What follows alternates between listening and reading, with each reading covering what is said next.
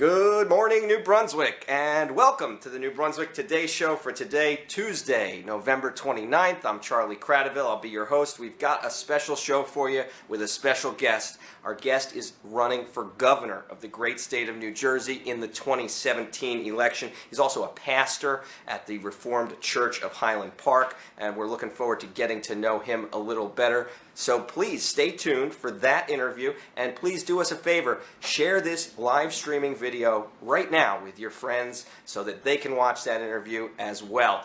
It is 58 degrees and rainy here in downtown New Brunswick. The high is 65 degrees for today, and the low tonight is going to be 58. That's according to weather.com. Today's show is brought to you by our friends at the Dillinger Room, a great bar and restaurant located at 338 George Street, right here in downtown. It's the anniversary of the end of Prohibition coming up soon, and on December 5th at 8 p.m. you can celebrate that occasion with classic cocktails, cake, and live music at the Dillinger Room. Now, last night, we were at the New Brunswick Zoning Board for a hearing on a proposal to build a new 3-story, 34-unit apartment building on Lewis Street. That's right next to the Ale and Witch pub. The reaction was mixed from the neighbors at that meeting. Some said they were all for the project and that it will improve their neighborhood, they feel.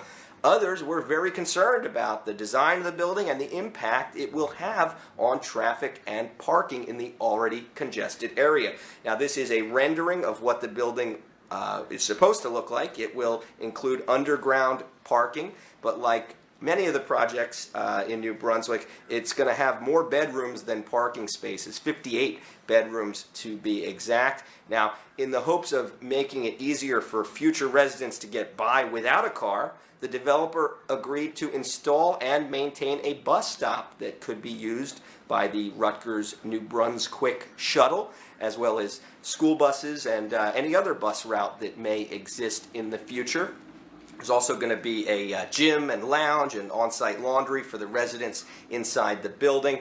The new development will replace 2 homes that currently house 14 people. They're already owned by the developers, Pierre Chedid and Charles Massoud. Chedid said he expects a 3-bedroom apartment to go for anywhere between $1,300 and $1,800 a month, of course, depending on what the market rate is. And he says that he's hoping to start demolition on those 2 homes this summer. Said if all goes according to plan, the project could be online within 2 years. New Brunswick Today's Brett Harris was also there last night. He's working on an article that you'll be seeing soon on the newbrunswicktoday.com website. Now, in other news, embattled Governor Chris Christie is preparing to have his first State House press conference in a long time. That is set for 11:30 a.m. today in Trenton. It'll be the first time Christie holds one of those press conferences since 2 of his appointees were found guilty of federal crimes in the Bridgegate scandal. It's also going to be the first time he holds one of those press conferences since the November 8th election, where his buddy Donald Trump surprised everyone by beating Hillary Clinton. Christie's office has already said he won't be taking questions today at that press conference, so I'm going to save myself the trouble. I'm not going to take a trip to Trenton. I'm going to watch it live. But we are curious what Christie will have to say, perhaps a big announcement about his future. So like I said, we'll be watching it live right here in the New Brunswick Today studios, and we'll keep you posted on our Facebook page if there's any big news to report. Now, speaking of Governor Christie press conferences, Christie answered one of my questions at one of those that he held back in April. I asked him if he thought Donald Trump was an honorable person and how much blame lies with Trump, or should lie with Trump, for the sorry state of affairs in Atlantic City. Here's how that went. Where are you from? I'm Charlie Cradaville. Okay. New face in the crowd. You mentioned working with honorable people in Atlantic City, and I want to ask how much blame do you think Donald Trump is for the situation that he's in? Is he an honorable person? He is an honorable person, and I don't believe he's ever been a office holder in Atlantic City. I don't remember Donald being mayor on the council, so he had no ability to make decisions, as far as I could tell, over how they spent their money, how much debt they went into, and whether there were pensions for lifeguards or not. So I don't think he's got a lot to do with it, but you know, it would not be a press conference on something serious without some joker asking me about Donald Trump. Yeah. One more, please. Yeah, we're not. Listen, it's you get one Trump question a press conference when I'm actually out here on substance. And the new guy back there, go beat him up. He's the one who took over with that. Absolutely ridiculous. Dustin, can't hear you. Don't know. Can't hear you. Sorry. Loss of hearing. And welcome back to the New Brunswick Today Show. We are proud to be the only independent bilingual community newspaper here. And make sure you check out our latest issue. Get it while you can. It's available all over Middlesex County in the big blue boxes around town. We have another issue coming out later this week. Now, the best way to get New Brunswick Today is actually to have it sent directly to your house or business by becoming a sustaining member online at members.newbrunswicktoday.com. You can subscribe to New Brunswick Today for just $5 per month at that site. This is a limited time offer, so go for it today. Get the only independent bilingual community newspaper mailed to you anywhere in the United States. Just visit members.newbrunswicktoday.com to become a member today. And of course, thanks again to our sponsor, the Dillinger Room, who helps make this show possible today. Please support all the businesses that support New Brunswick Today, your community news outlet. Now, stay tuned. In just a moment, we're going to have an interview live with the Green Party's candidate for governor of New Jersey. We're already looking ahead to next year's election, but that party is also asking authorities in 3 states to take a deeper look back at the election we just had. The Green Party has actually led the charge in the fight for recounts in Wisconsin, Michigan, and Pennsylvania. Our guest today is Seth Kaper-Dale. He is a pastor at the Reformed Church of Highland Park, just across the Raritan River from New Brunswick. Kaper-Dale is well known and well liked around this area, having led his church along with his wife for the past 15 years. In 2012, that church opened its doors as a sanctuary for Indonesian refugees. More recently, Kaper-Dale took on Governor Christie by sticking up for Syrian refugees, the same ones that Christie wanted to ban from New Jersey. We're going to talk to him about those experiences and what our community can do to better help each other.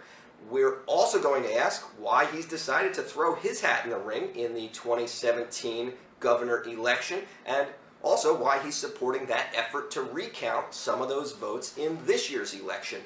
But first, we want to show you him in action. This is Reverend Kaper-Dale at the massive November 16th demonstration held on the Rutgers campus. He's there addressing a crowd of more than 1,000 community members right here in New Brunswick. Take a look at this video, and we'll be right back with Seth Kaper-Dale after this. My name's Seth Kaper-Dale. I'm a pastor across the bridge. We had to offer sanctuary for 1 full year to people in our church building, and I'm so thankful to see a whole college campus that is ready to do that kind of thing to keep families from being torn apart. I want to say to you today, march peacefully, but march angry too.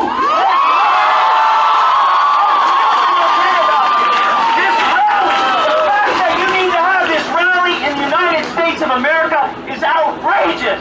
The fact that we have to stand here and say that some people shouldn't have their family ripped apart, that's outrageous. The fact that LGBT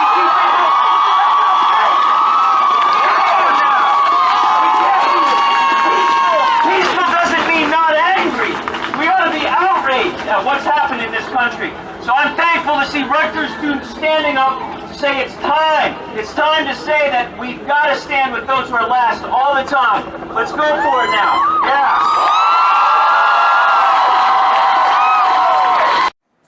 And welcome back. We're now joined by Reverend Seth Kaper-Dale, the Reformed Church of Highland Park, and candidate for governor with the Green Party. Thanks so much for joining us, sir. Thanks for having me. So, tell us first of all, how'd you end up in central New Jersey and getting into this? You went to Princeton Seminary. How'd you end up in Highland Park? Short story, I grew up in Vermont. I lived there till I was 18, moved to Michigan for college, small liberal arts school in southwest Michigan called Hope College. Met my wife there. We both decided we were interested in becoming ministers after being influenced by liberation theology and by a Mexican pastor who had come as a migrant farm worker and then had stayed in Michigan and started a church. from there we came to New Jersey, and we've been here ever since. Awesome. Well, Highland Park's a very unique community, got a lot of great things going on, and the least of which your church. You do amazing work there. Tell folks, over the past 15 years, what types of projects have you got started at the Reformed Church? So first of all, I would say that 15 years ago we had 35 people in the church, and now we have 3,500 people a week in the building. So there's approximately 500 members and children of members who are active in the church, but we're mostly excited about the people who kind of consider themselves part of the community, whether or not they are active church members. For us, if you're within range of our reach, you're part of us. And so some of the things we've really focused on have to do with justice and peace. So we've started a housing corporation that now owns 12 buildings and also operates a handful of other buildings. We have over 100 tenants. Our tenants are youth aging out of foster care, Rutgers students who started their Rutgers career in prison, homeless veterans, refugees, asylees, chronically homeless mentally ill adults. Our focus is, if it's hard for you to get housing, that's who we want as our tenants. And the last become first when you hang out around our church. So we have that housing corp. We also have a reentry program called Neighbor Corps, where we walk with people after they've been released from Middlesex County Jail. We have a Hurricane Sandy relief program called Churches Accomplishing Long-Term Recovery. We've completed over 200 rebuilding projects. We have a cafe, Global Grace Cafe. Every chef is a refugee or an asylee. That's the kind of things we do. Amazing stuff. Now, tell me why, if you're doing all this great work already, would you say, I want to invest my time and energy in a statewide political campaign for the state's highest office? What made you decide to throw your hat in the ring? Yeah. So one of the things that happens when you start giving your life to people who are at the bottom of society is you start recognizing that there's a lot of societal factors that keep people down. And so we've been piloting what I would call projects that are part of the Commonwealth of Love, that I like to think of churches and other faith communities participating in. All these projects that I've mentioned are parts of a new kingdom, a new way of seeing the world, where love reigns and where peace reigns. I take these things very seriously. But when time and time again you see the political system keep people down, and when you see people at the top finding ways to pad their own pockets, and this is Republicans and Democrats, eventually you say, this is not a system that works for people at the bottom. So I decided I wanted to do my best to bring that same sort of attitude and mentality, that same lens, to the political sphere. So my campaign is called The Last Are First, and I intend to look at all decisions in this state through that lens. What would it mean for the last to become first? Whether we're talking about the pension plan, or whether we're talking about driver's licenses for undocumented folks, or whether we're asking questions about the casino industry, everything. What does it mean for the last to be treated first around this question? Very interesting. So what made you decide to run with the Green Party? You could have picked one of the two major parties. Yeah, right. Could have decided to go unaffiliated. Why'd you associate yourself with that? So to me, the second and third parties in the state are the Democrats and Republicans, and they can decide which one's second and which one's third. But the first party is the Green Party, because the last are first. The Green Party has always been last. It's a little mini thing, right? And in that way, it is very relevant, because the people I want to lift up in this world are also people who are last. So I wanted to run with the last party because I believe it's time for the last to become first. To me, the second and third parties are both spoiler parties, and they've been spoiling the lives of poor people in this state for a very long time, and it's time for them to get out of the way. So, big news going on right now. Jill Stein, the presidential candidate for the past 2 cycles, has been raising millions of dollars to get recounts going in 3 states, and you actually came out and encouraged people to support that. What's the motivation for doing those recounts? Is this do you think there's a chance that Donald Trump won't become the president as a result of these recounts, or is this more about ensuring that the elections are conducted with integrity every time? Yeah. So it's about free and fair elections, and I think that Jill Stein had particular integrity about her in calling for this recount, because she has been as anti-Hillary Clinton as anybody I've ever heard. All right, she despises the type of neo-liberal politics that are so rampant in the Clinton world, just as much as she despises the stuff put forth by Donald Trump. So her equal ripping into the two parties really, to me, gave it integrity. That when she said, "What I care about is free and fair elections," that's what she meant. And I think the fact that $6 million was raised in about 40 hours is a suggestion that people in this country also want to be sure that this was a free and fair election. If the Democrats lost, the Democrats lost. And there's a lot of reasons why the Democrats lost. And I can talk about that if you're interested. But I would say that in terms of Jill's role here, it's about free and fair elections. And I'm very proud to be associated with the Green Party at this particular moment. Awesome. So tell me a little bit about the two parties here in New Jersey and, the opponents that you'll be facing in the election. Sure. What separates you, and what, Right. What do you think the problems are with them? So when I read on Phil Murphy's website that the Chris Christie has created a disaster in this state for the last 8 years, and he's an outsider, there's a lot of things that bothered me about what I read. The first thing that bothered me is I only blame the Republicans for the first 4 years of Chris Christie being our governor. The second 4 years are the fault of Christocrats, Democrats who wanted Chris Christie because he was making them have benefits in their counties. And I really feel strongly they put up Barbara Bono as the candidate and then didn't support her at all. And in my book, if there's only two options when you walk into the voting booth, they better be real options. And when I walked into that booth 4 years ago, or 3 years ago, I knew that there wasn't really two options out there. The Democrats were not fully behind their candidate, and that was an embarrassment to have such a horrible Republican option be the only real option. You knew that he was going to win when you walked in there that day because the Democrats themselves couldn't get behind their option. So, the Democrats lost all respect in my mind, and we cannot blame the pension problems of the last 4 years on Governor Christie. There's a lot of Democrats in Trenton who have made a lot of deals to make the estate tax go away and other taxes go away, while they've simultaneously, seen benefits in their own campaign. So, Gotcha. So I just want to be clear, you're not a fan of Christie's, right? I am not a fan of Governor Christie at all. And in terms of his views on refugees, I have been in his face about this since last year. And his, no Syrians, not even under the age of 5 comments led me to be, back and forth with him in the New York Times and other media outlets. No, I am not a fan of Governor Chris Christie, but I am equally not a fan of Democrats at the state level. Okay, yeah, and tell us about that experience going through, opening the church to refugees and taking on the governor. Sure. Why'd you take on that fight, and why was it important to you and your congregation? Yeah. Well, for the last 15 years, we have been deeply enmeshed in the immigration, the broken immigration system in this world.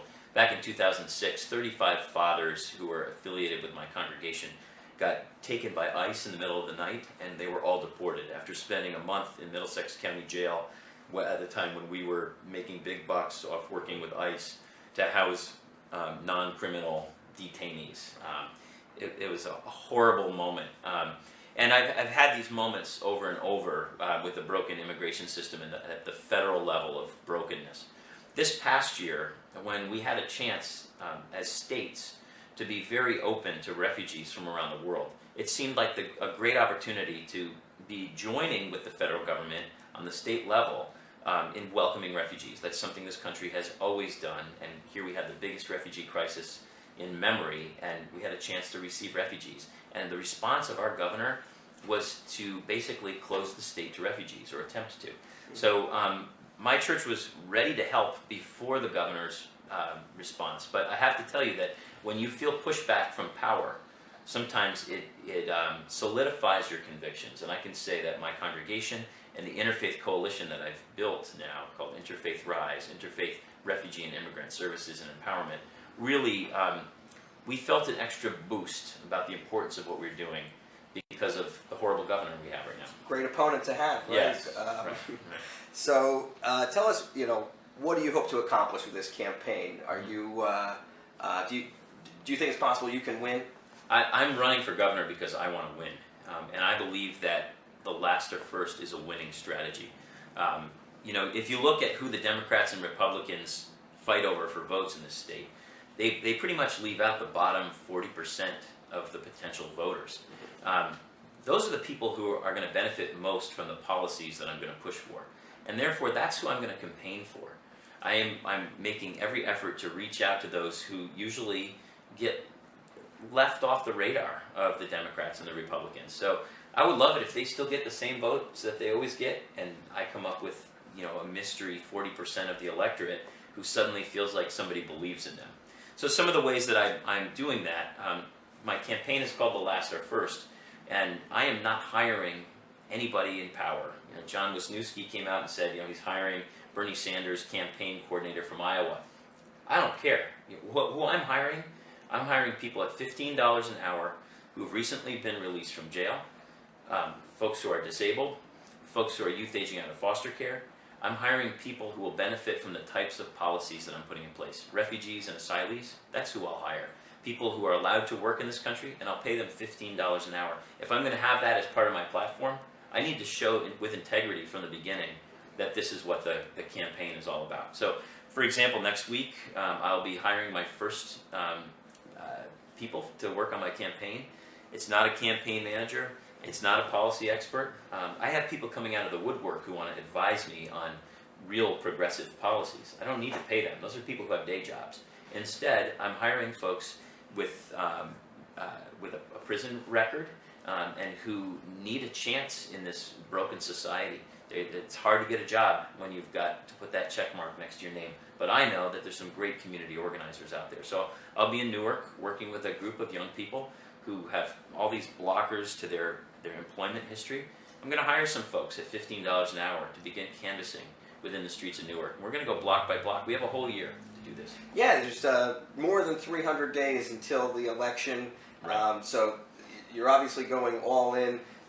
Was this something you had thought about doing, let's say, January when the year started? You've been thinking about this for a while? I've been thinking about this for a couple of years. Honestly, when I first thought Governor Christie was going to run for president, I had this mistaken notion that if you ran for president and were going to be out of the state almost all the time, that you would have to step down from your job as governor. Apparently, I didn't know the rules, right? But I really decided definitively to do this when suddenly Phil Murphy was announced as everybody's candidate for the Democrats. I thought after 8 years of a Republican governor that nobody likes, the Democratic bosses in this state are going to make all the decisions before the people have a chance to even hear what policies potential candidates might have. To watch Steve Sweeney and Steve Fulop and Ray Lesniak all back out, you know, when I know that these are all Democrats who've been in a long time or they have different connections. In Fulop's case, it's more of a McGreevy connection, I think. But to see them all disappear, and so that the Wall Street guy with $10 million of his own dollars can have a free ticket, you know, straight to Trenton, that was appalling. So I'm hopeful that the media also finds it appalling, and that maybe this story of a Wall Street self-funded guy versus a guy who tries to live with integrity and has shown great administrative skills on a local level. I hope that maybe that will be a story that resonates with the media, resonates with the people of New Jersey, and I intend to win. Great. Well, tell folks how they can connect with your campaign. You have a website. Is there a way folks can apply for these jobs and work with you? Yeah, so Kaper-Dale for Governor.com is my website. I'm also on Facebook. I think it's the same thing. I will be hiring people as fast as funds come in. So I'm hiring people at $15 an hour. I don't have a lot of money, so it will take the people of New Jersey believing in my strategy for me to be able to hire people. My goal is to raise $500,000 by August 1st.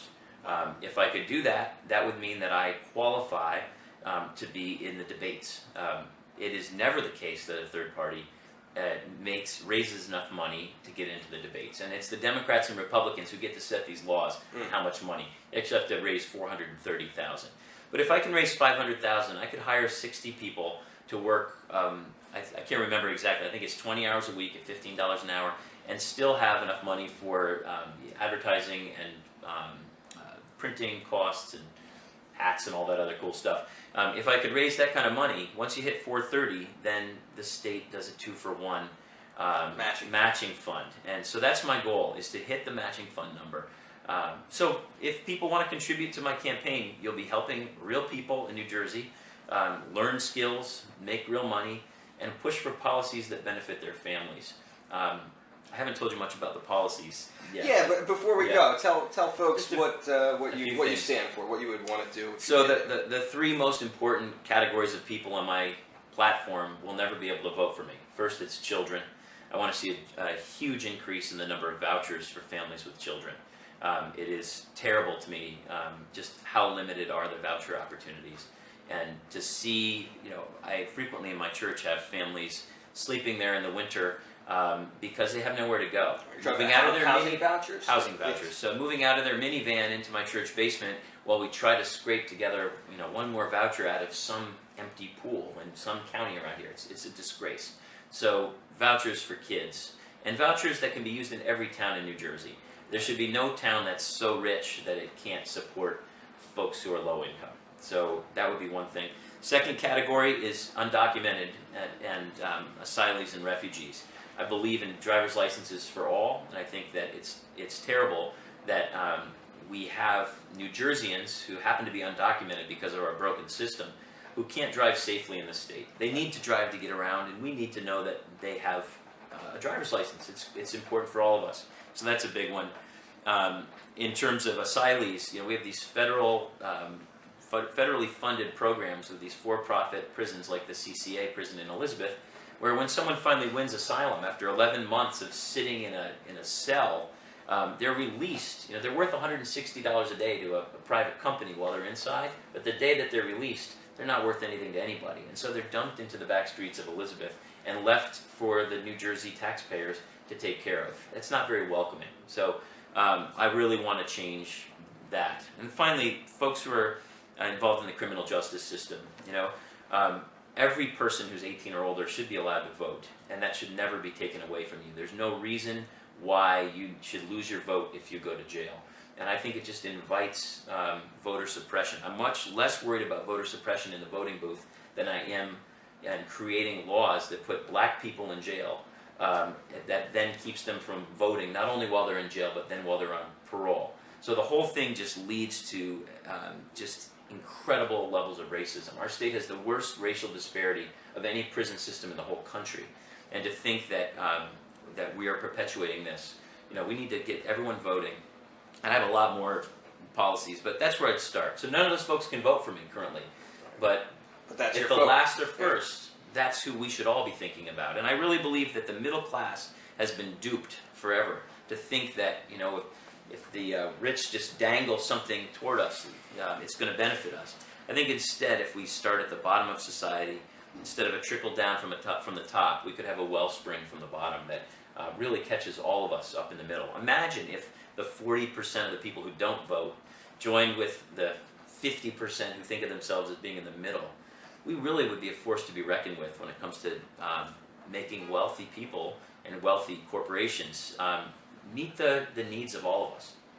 Wow. Well, very powerful message. A lot of very strong positions you're taking, and I wish you a lot of luck with this campaign. It sounds like not your typical campaign for governor in New Jersey. So we'll certainly keep following Reverend Kaper-Dale and his efforts. We're going to keep you apprised of the election and try to interview some of the other candidates in the race. And this is just the first interview of many. Hope to have you on the show again real soon, Seth. Thanks so much. Thank you, sir. Good luck. Thank you. And thanks everybody for watching. Tune in next week for more shows, and check out the new issue of New Brunswick Today coming out on Friday.